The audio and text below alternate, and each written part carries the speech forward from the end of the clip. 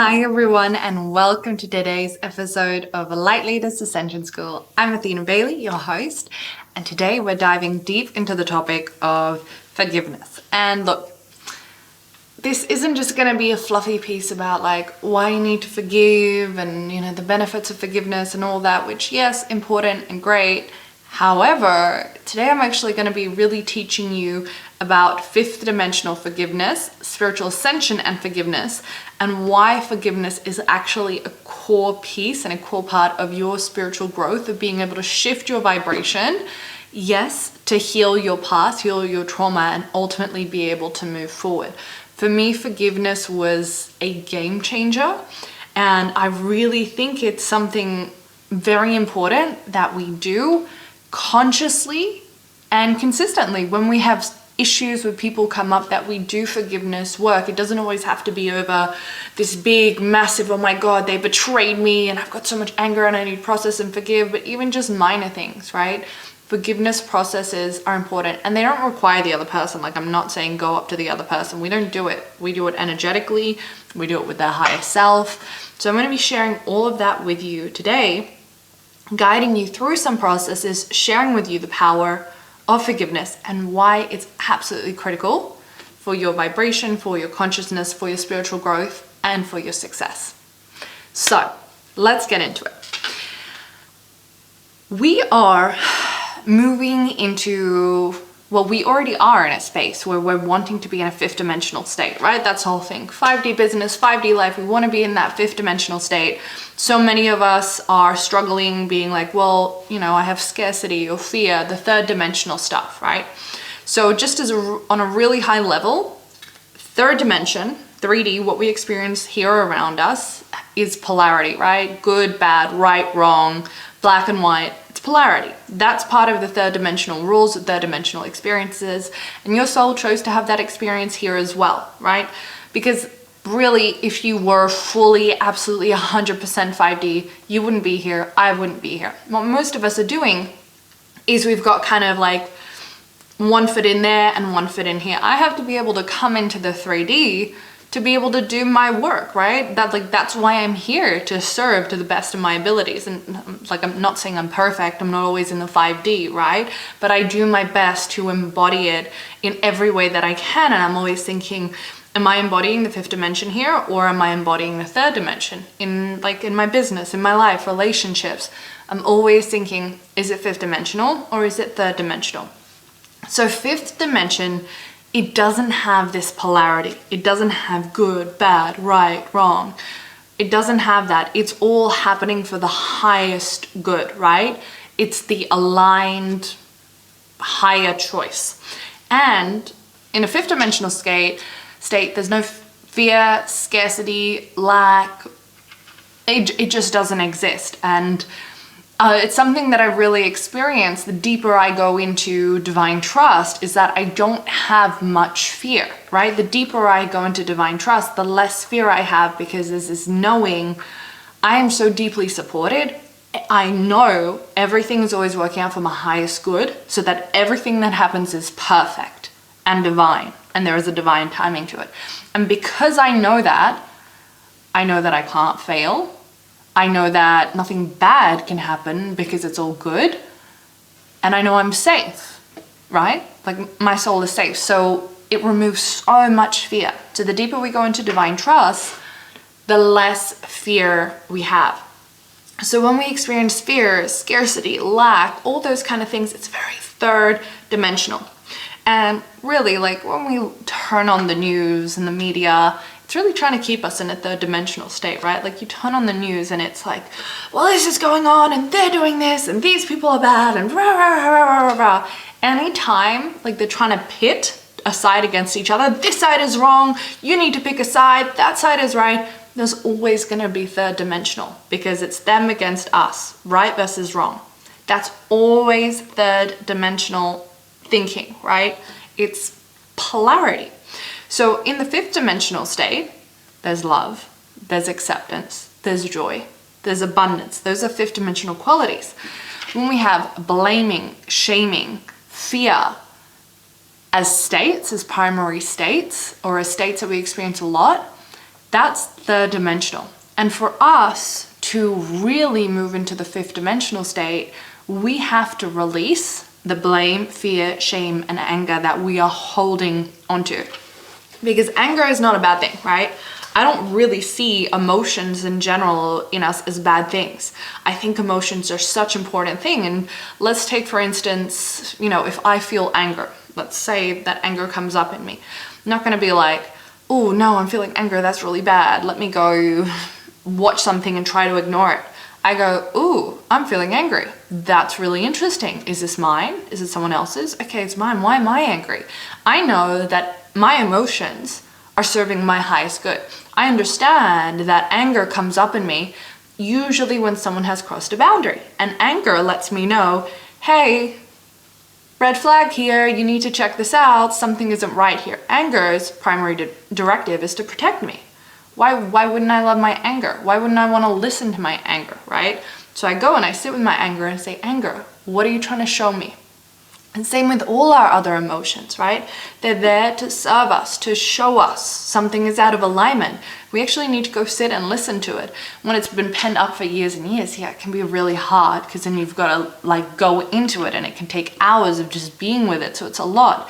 But on a day-to-day basis, once you've done that initial clearing, we want to be in tune with our emotions and give them space. A lot of people really try to suppress the emotions. Even people who have good lives, who on the surface look really good, they're still going, oh, I have a bit of anger here, a bit of resentment here, a bit of shame here, and they just repress it. I don't need to think about that. I don't need to think about that, rather than going and sitting with it and go, I had a tinge of shame before. What's that about? Let me go into it, right? And that's how we progress, because your emotions are always showing you what's not in alignment, what needs to heal. So they are serving your spiritual growth and to create that next level life for yourself.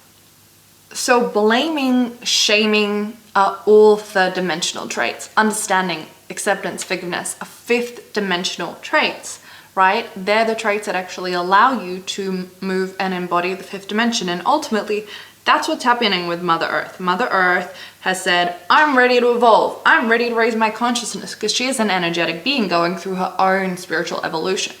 So you came here and you're like, no worries, Gaia, I got you. I'm going to help you. I'm going to help you evolve. And I'm going to do that by going through my own evolution and holding more of my own fifth dimensional state. And then Gaia can have that shift with us, right? And we're supporting her, she's supporting us. And we're having this spiritual shift. And one of the most transformational energetic shifts, life shifts you can have is to forgive, is to release, is to forgive, because forgiveness frees you, right? When I say forgive, I don't mean tell the person what they did was okay. If someone harmed you, you don't want them in your life, great. Don't bring them into your life, right? But you can still forgive them. It's got nothing to do with them. We don't even talk to them. To forgive them, you don't even need to have a conversation. You don't need to acknowledge them. You don't need them to forgive. The forgiveness is for you. The forgiveness frees you. The forgiveness allows you to move through things. The forgiveness is saying what you did was not okay and I'm not carrying it anymore. I'm letting it go because I'm not choosing to be defined by that anymore. That's what forgiveness does. And that's why it's so powerful, because it allows you to release it, right? And part of the forgiveness journey, especially when I guide you through it today, is gonna be to get angry. Anger is a human experience. It is your right to be angry. Someone crossed your boundary. Someone did something that was not okay. Of course you're gonna get angry. It's not about going, let me just be love and light and ignore that anger. No, you feel that anger. You feel how it strengthens you, how it gives you power, how it amplifies your boundaries. I had really terrible boundaries growing up. I really struggled to even verbalize and say, like, I'll give you an example. I remember being on a bus one day home from school, and I was only young. I think I was about 15. And, some guy sitting next to me, some older guy, a middle-aged man, put his hand on my thigh. In the moment, it wasn't like an instinctive reaction for me to be like, hey, no, get your hands off of me, which would have been nice, but it was shock. I was like, what is going on? And I genuinely just went into that, I don't know what to do, right? I didn't know how to claim my space, take my boundaries, express myself, right? And that's been a huge, massive journey for me. My forgiveness path has been life-changing for me, and also really, really hard. And I want to share with you a little bit about that, because I might inspire you because of how bad I was before. So when I study kinesiology, and when I was studying kinesiology, I had such severe trauma, I could not be physically touched by a man without going into fight or flight. It was just like, I couldn't control it. It would just happen, right? Literally remember being paired up and would be testing me, and I'd be like my body would go into a state of shock, and it was uncontrollable. So I had significant sexual abuse when I was a teenager. I'm not going to get too much into that, but what it did is it created a lot of fear, trauma. Of course, I was young and I experienced that. A lot of fear, trauma, abuse that really physically left me in not a good state. And it was an interesting journey, because at first it was a lot of, after that happened, there was a lot of sadness, a lot of needing to process it and just be like sad and depressed. And then it turned into anger, and I began to get really angry at everything that was happening to women around the world. And the anger, it was a lifeline for me, because before I just felt like I had no power, and I was just in this depressed state, and I was a mess. The anger gave me power. The anger was my lifeline, to be honest. And it allowed me to find my voice, to say, no, you don't get to do that to me, right? And yeah, I probably went on to the far side a little bit too much, because I was so careful. I remember I was probably around 18 when I started really reclaiming my anger, finding my anger, and starting to be really angry about the things that had happened to me. And I was on a train, and it was kind of late in the evening, and I was the only one in the carriage. And a man got on the train and sat right next to me, wedged in between me and the wall. So his thighs were touching mine, and the anger came right up, and I turned around and I started screaming at him, and I said, the whole carriage is empty. You can sit anywhere else. Don't touch me. Don't sit next to me. And he was like, oh, okay. But that was the anger, it needed to come up. And for me at that time, it's no one protected me. No one said, hey, you can't do that to her. But anger had me. Anger took care of me. Anger kept me safe. Now in the long run, that's probably not the healthiest thing, right? But for that age and for what I needed, anger became my strength, my salvation, and my friend. Something that I could really trust and lean on, and I knew had me. Now, then it wasn't long after that I really went on my healing journey. I began to work with healers and go into all of my trauma and start healing and bringing it up. But what was still left over was this fear, fear of men, honestly. That's what there was. I was genuinely scared of men. I was scared of being alone in a room with men. I was couldn't be touched by men. And it wasn't something conscious. It was subconscious. It was happening there, and I didn't know how to deal with it, how to control it. And I almost feel like I wasn't fully 100% aware of it either, but it was there, and it was very much dictating my life, the kind of experiences I was having. It was affecting my life really, really significantly, actually, looking back, but I don't think I was in a place to admit that. And I remember it kind of peaked in one of the courses that I did, where the teacher was watching me go through my stuff, have my fear, panic attack, trauma, and he came and he said to me, and he said, Fina, the man who did that to you is not responsible for what you are experiencing right now. The trauma, the panic, the fear, you're responsible for that. That's your choice to experience this. And I did not take that well. And I could say it probably wasn't very trauma informed. At the time, I did not take it well. I was like, how dare you? How dare you? And I was like, why would I want to do this to myself? Why would I choose to feel this way? But you know, I didn't say anything. I went away, I sat with it. And after a couple of days it landed and I was like, I am responsible for my state. I am responsible for how I feel. I am responsible for my life. If I am having panic attacks now, that's mine. That's not because of anyone else. They might have contributed to the cause, but that's in the past. I am choosing to have this experience today. And it was really hard to come to that place. And it took a lot of time, but what happened is I took responsibility. I took full responsibility and was like, I am in power of choosing how I feel day to day. That's mine. That doesn't belong to anyone else. That man doesn't have the power to dictate how I feel in my life. That's my choice. I'm taking my power back. And in that moment, it was so incredibly liberating. I was like, I want to heal. I want to take back control of my life because it's mine. And I want to feel certain things and experience certain things. So for me, it was incredibly liberating. And a big part of the healing and what followed next, yes, there was like all the belief work and the trauma healing and all of that. But the other big part of it was the forgiveness.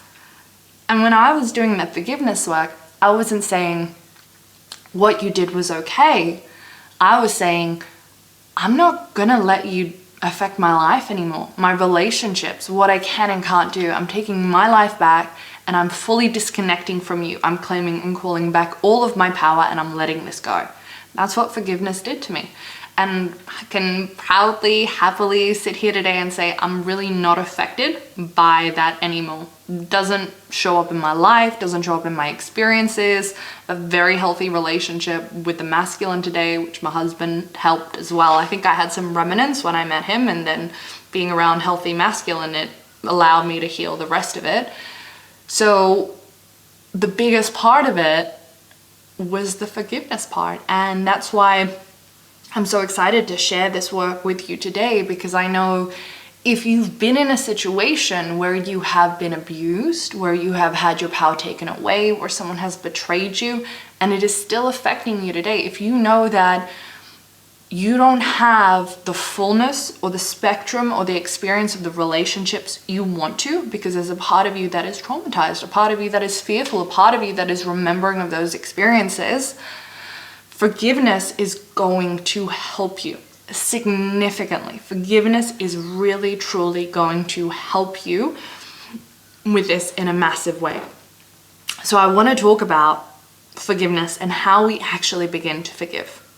One of the first things we need to do with forgiveness, and potentially one of the harder things to do, is no longer see the people that hurt us as perpetrators of some abuse or harm to us, but as soul lessons.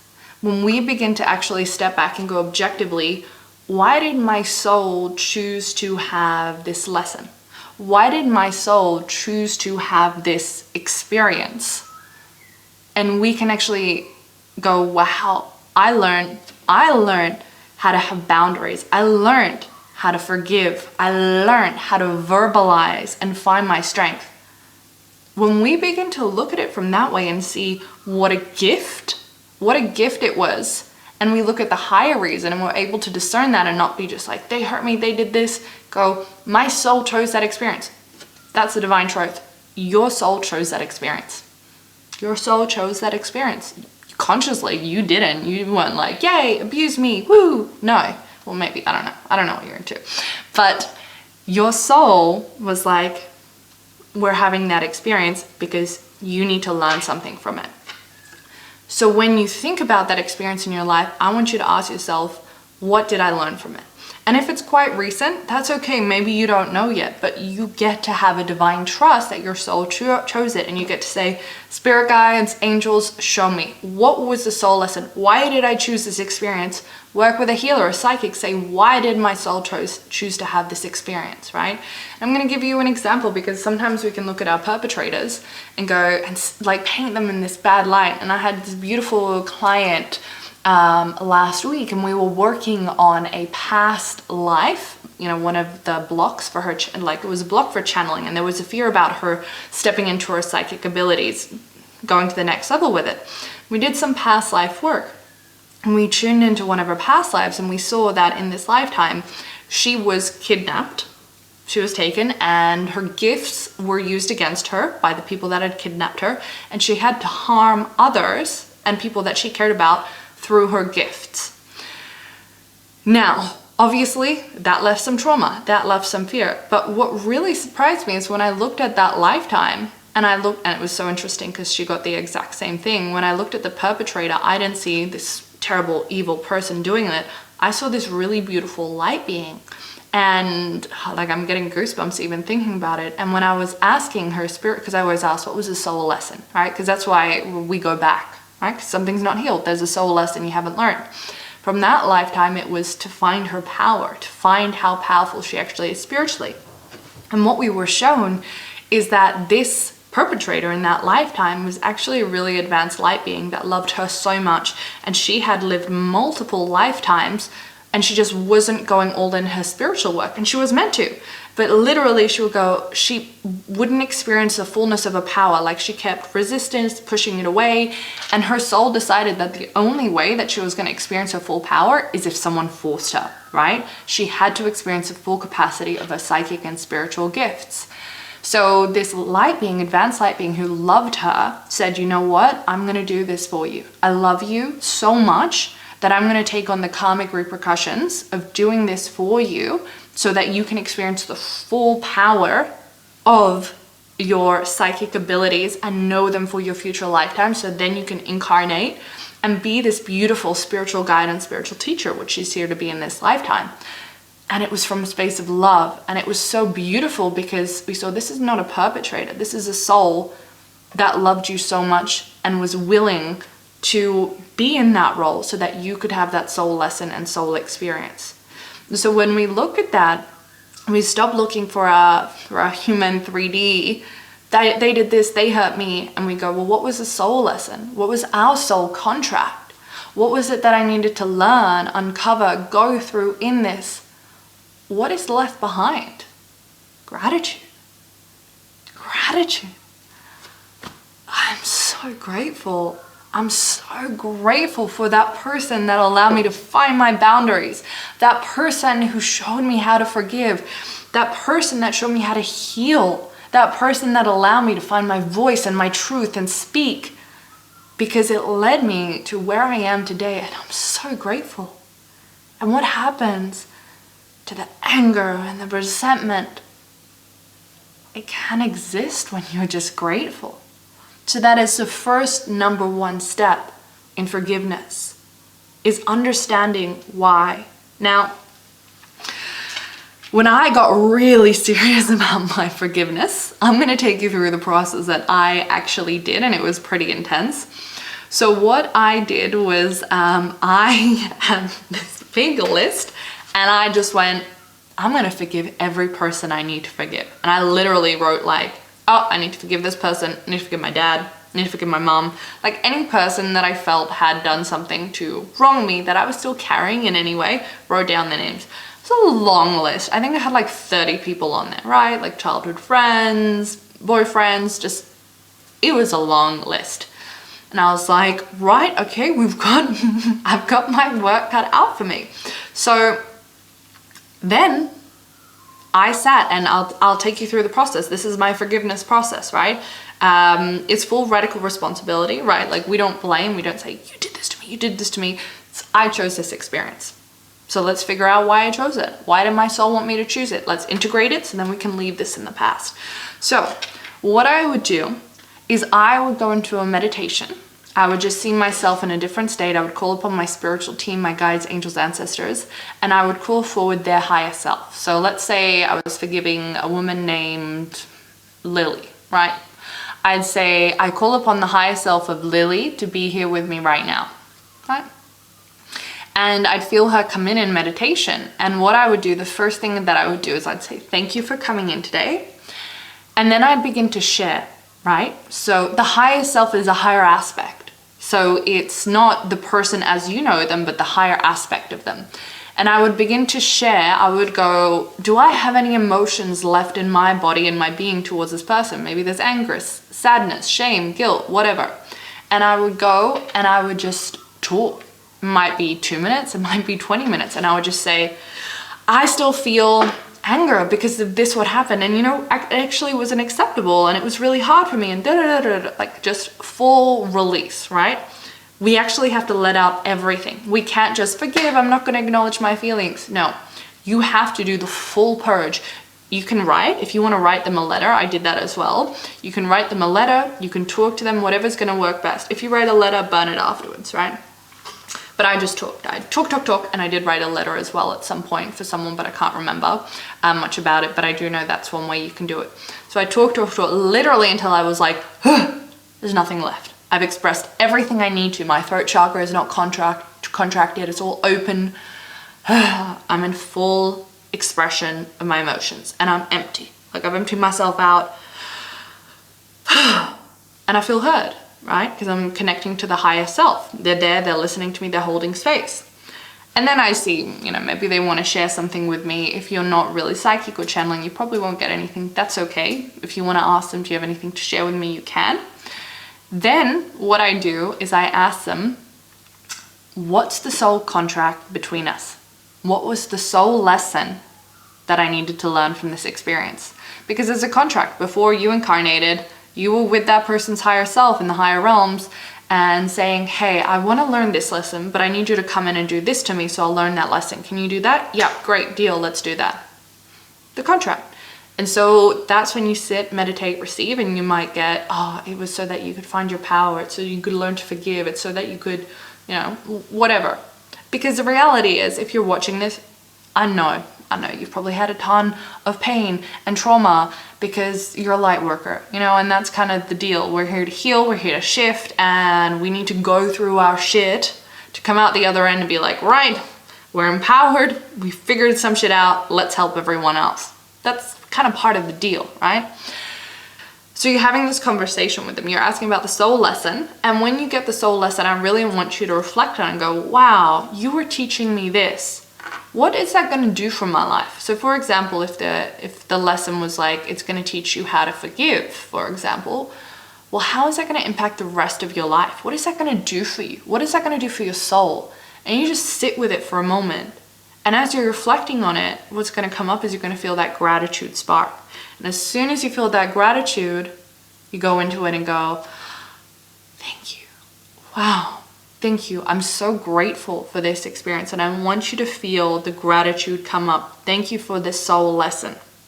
Feel the gratitude, feel the love that you're two spiritual beings having this contracted experience, gratitude and love. And then when you're ready, you're going to say, I forgive you. I forgive you. It's even better if you say it out loud. I forgive you 3 times. And you can even say, in forgiving you, I free myself. All right? After you've said it, 3, if you need to say it more, go for it. If you need to do it over and over again, go for it until you feel like, yep. Then what you're going to do is you want to close contracts with that person. You want to say, okay, I now choose to close any open contracts or agreements between us now. Visualizing, closing, clearing. You can call in Saint Germain with the violet flame. I call upon Saint Germain with the violet flame to clear the energy between us, to close any cords. I call back my energy from them. I send back any energy. Separate yourself, close the contracts fully. And then you say, thank you. I love you. I'm so grateful for you. And thank you for the soul lesson. And send back their higher self. And that's it. That's the forgiveness process. That's it, right? And so let's say you have like a list of 20 people like I did. You're going to go down there, go through each person. And guess what? Some people, it'll be a 5-minute process and you'll be like, ooh, I've done that. I feel great. And some people, you might spend 20 minutes and then the next day you'll wake up and you're like, oh, I have to do it again. There's more. That's okay. It's not often a one and done process. If it's a big trauma, you'll probably have to do it a few times. That's normal. You really want to be patient with yourself. But guess what? when you get to that bottom of the list, you're gonna feel like a whole new person. You're gonna be like, I feel so much lighter. Like all the anger, resentment, all those feelings I had towards that person, gone. You're actually gonna feel like a transformed person. When I did that entire process, it allowed me to shift my vibrations so rapidly, so quickly, and like move into my soul work, because all that dead weight was just gone, right? And I integrated all of those soul lessons. And because I didn't have all this anger and fear sitting inside of me, I was able to find my natural healthy boundaries, right? Because when we're full of anger, guilt and shame and other things, we cannot, like, when the anger comes up, we don't know if it's from past event, if it's coming up now. So now when anger comes up, I'm like, oh, great, anger, what are you trying to tell me? But when you're holding all of that anger, it's very hard because you go into it and there's one thing and another and another. You actually have to clear it and give it space and allow it to move through you. Now, this forgiveness process as well, I don't recommend just doing it for people in the past. Guess what? If you're in a long-term relationship, a marriage, forgiveness is part of being in a marriage, right? And it's not always forgiveness for something huge, like they betrayed you or cheated on you. Sometimes it's just for small things. But this process, like I've done it with my husband too, you know, like when we've had a big fight and there was something that happened and I was like, I actually feel like anger. And, you know, even though he'd apologize, I'd go and I'd do this process. I wouldn't close the contract so between us, but I'd ask, like, what's the soul lesson? What did I need to learn from this? Gratitude, thank you. And then going, I release this. I'm letting go of this. And honestly, like I spoke about it in our Divine Love episode, relationship episode, that first year where we were working through so much and we were so wounded and had our own shit, I remember the defining moment where I actually sat down and I said, okay, like there's been a lot of stuff. I felt a lot of anger and I actually read it out and I said, I forgive you for, and I said what I forgive him. So rather than connecting to his higher self, he actually held space for me. And I said, this is how I feel. And it wasn't like I didn't expect anything from him. I literally was just like, you're going to hold space for me. And then I'm going to forgive each thing. And then I'm going to say gratitude to you.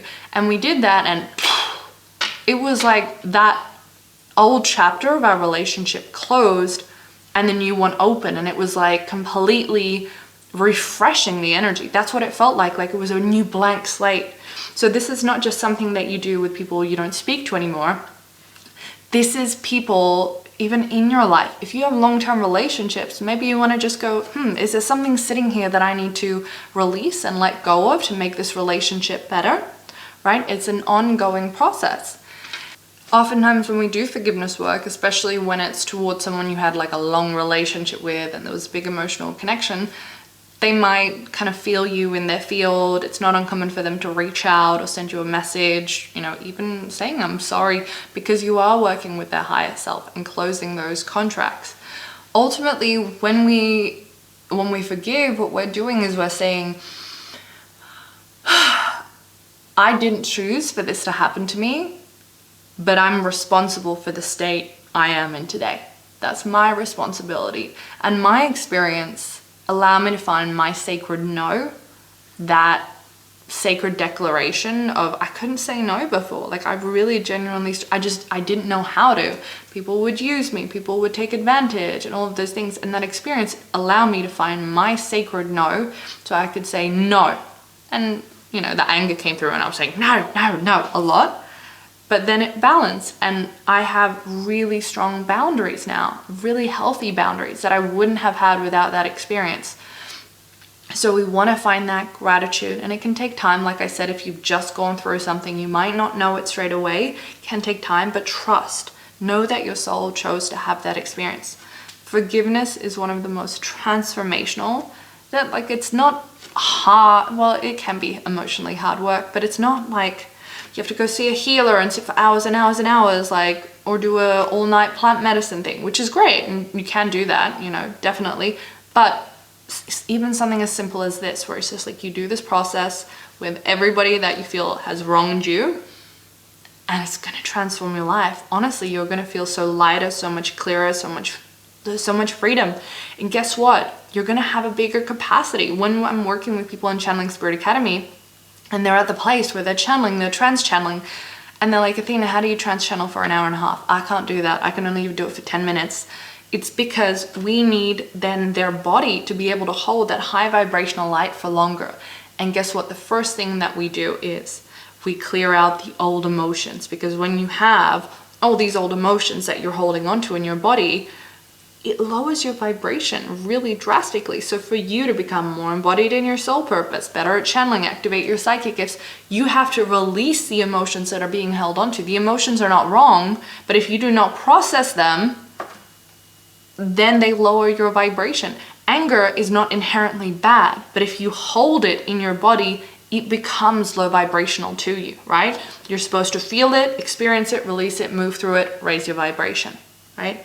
That's a natural state, but if you hold on to it, it's gonna affect everything you do. So if you are serious about your spiritual journey, your soul work, and you haven't done big forgiveness work, do it. And you'll probably keep coming back to it, you know? Maybe once a year you can go, do I feel there's something that I need to forgive? Something minor maybe, but it's gonna allow an emotion to be processed, to come up, to shift, to heal, and to make you hold a much higher vibration. So forgiveness work is incredibly powerful. Have fun, enjoy it, good luck. Thank you for listening to this episode today. Wishing you the best of luck with your forgiveness work. Blessings. Thank you.